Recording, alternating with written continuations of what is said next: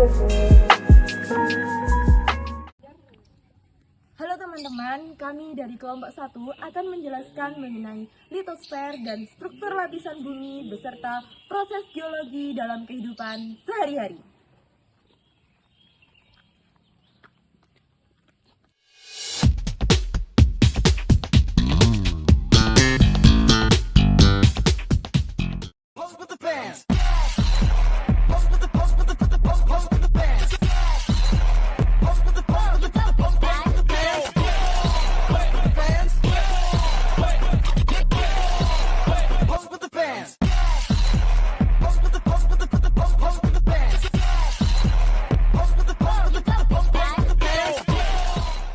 Assalamualaikum warahmatullahi wabarakatuh. Halo semuanya.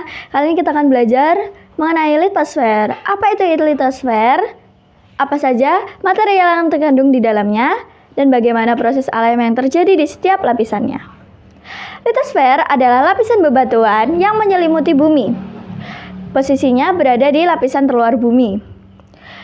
Dan juga biasa disebut sebagai kulit yang kuat dan keras. Litosfer tersusun atas batuan dan mineral. Mineral adalah bahan-bahan alam yang terbentuk secara alami melalui satu unsur atau gabungan dari berbagai unsur. Unsur-unsur tersebut ada oksigen, ada silikon, aluminium, besi, kalsium, kalium, natrium, dan juga magnesium. Ada 8 totalnya.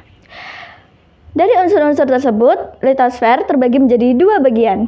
Apa saja? Yang pertama ada lapisan sial atau lapisan silikon dan aluminium. Lapisan sial adalah lapisan bumi yang tersusun oleh logam, silikon, dan aluminium. Lapisan sial biasa juga disebut dengan lapisan kerak dan juga bersifat kaku dan padat. Ketebalannya sekitar 35 km. Lapisan kerak terbagi menjadi 2. Yang pertama ada kerak benua, yang kedua ada kerak samudra. Yang kedua, lapisan sima atau lapisan silikon dan magnesium yang tersusun dari logam-logam silikon dan magnesium.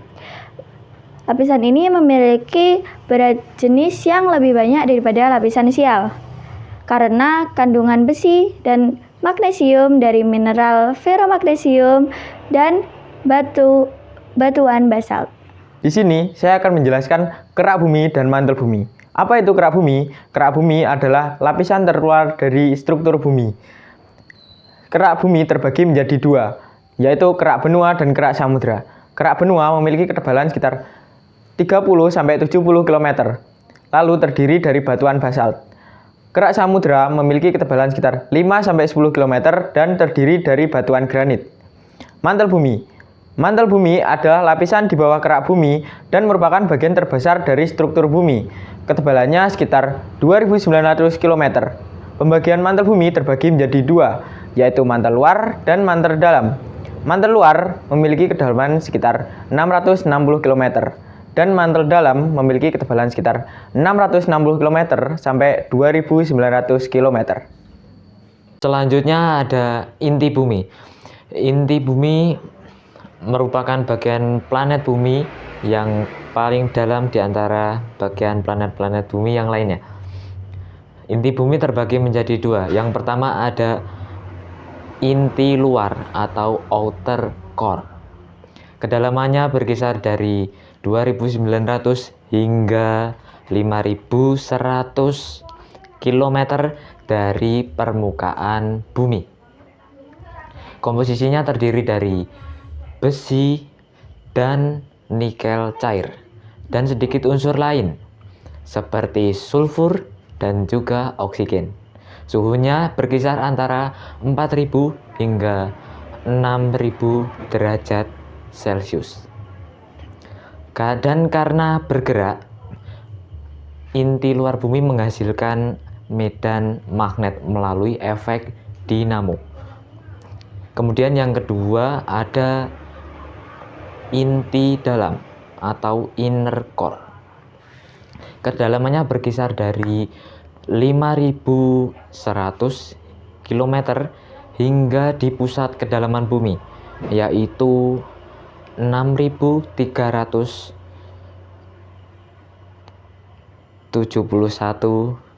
km gitu.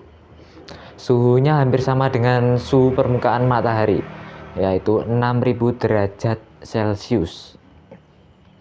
Sifatnya padat, dan karena tekanan luar biasa tinggi, maka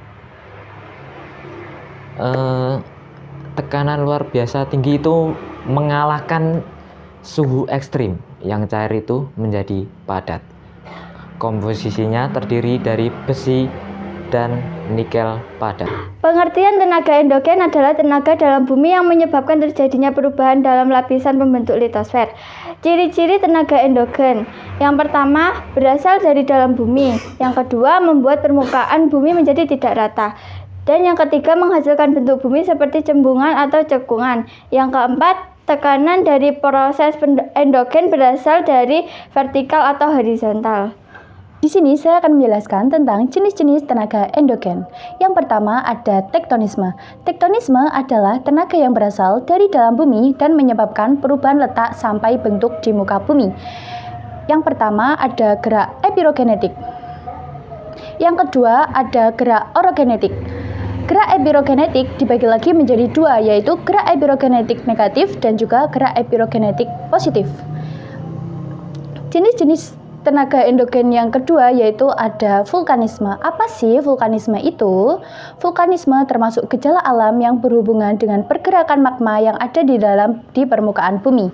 Endogen seisme adalah tenaga yang menyebabkan terjadinya getaran bumi atau yang kita kenal dengan istilah gempa. Di sini saya akan menjelaskan mengenai eksogen.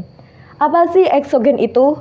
Eksogen adalah proses geologi yang ada di permukaan bumi yang dipengaruhi oleh faktor luar seperti cuaca, angin, air, ataupun es.